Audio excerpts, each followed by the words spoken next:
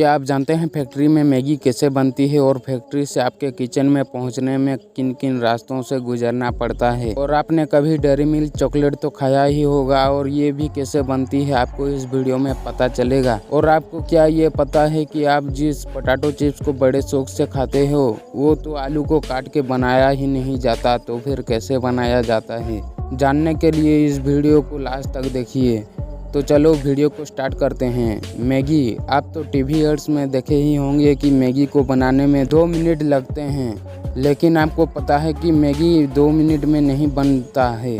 अब हम बात करते हैं कि फैक्ट्री में मैगी कैसे बनता है। मैगी को बनाने में सबसे पहले आटा, मैदा, पानी और उसके साथ ही कई सारे केमिकल्स को एक साथ मिक्स कर दिया जाता है। मिक्स होने के बाद इस मिक्सचर को एक चम्बर में डालकर अच्छी तरीके से गूंदा जाता है।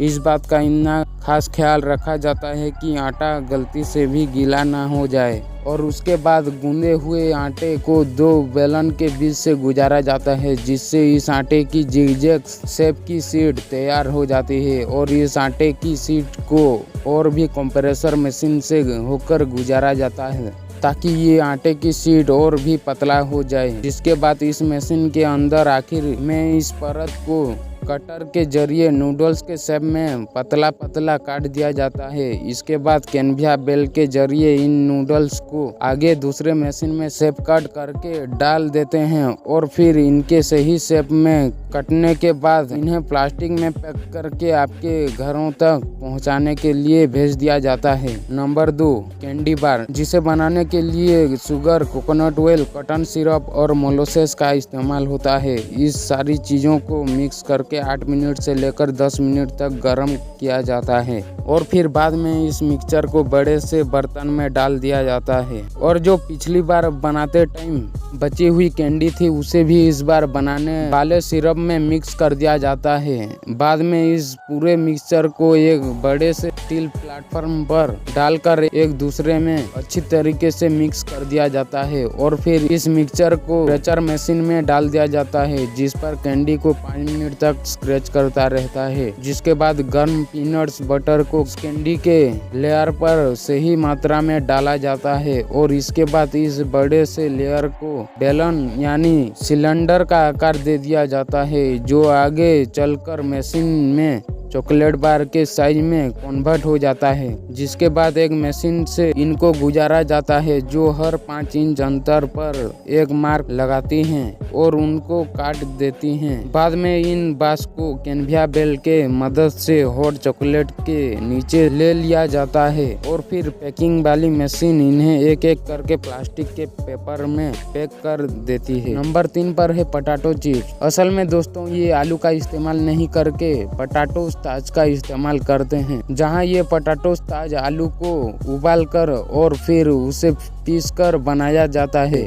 और फिर परफेक्ट चिप्स को बनाने के लिए ये लोग उसमें पानी मिक्स कर देते हैं, जहां कैनविया बेल के जरिए इसे दूसरे प्लेटफॉर्म पर ले जाया जाता है। बाद में 4 टन जितनी ताकत से इस मिक्सचर को एक शीट में तब्दील कर दिया जाता है। बाद में एक रोलर पर लगे कटर इन शीट को चिप्स के साइज में काट दिया जाता है। जिसके बाद दूसरा हैंडल शीट के बचे हुए जिसको साइड से निकाला जाता है और जो निकला हुआ हिस्सा है वो वापस से सीख बनने के लिए तैयार हो जाती है। और जो कटे हुए चिप्स होते हैं उन्हें फ्रायर में डाल दिया जाता है। फ्रायर में डालने से पहले चिप्स को एक कॉनकेव के शेप में डाले जाते हैं, जो कि उसे गर्म शेप देती है। बाद में इन्हें कैनविया बेल से दूसरे कैनविया बेल में डाला जाता है। उसके बाद इसका सबसे जरूरी हिस्सा, जिसके कारण चिप्स का स्वाद इतना बेहतरीन आता है। असल में दोस्तों कैनविया बेल पर चलते ही कंपनी इस पर अपना सीक्रेट मसाला डाल देती है, जिसके बाद मशीन इन्हें सही क्वांटिटी में पैक कर देती है, जहां पर पैकेट्स में नाइट्रोजन गैस भरी होती हैं ताकि चिप्स हमेशा के लिए क्रंची रहे। और ये सारी चीज होने के बाद मार्केट में भेज दिया जाता है।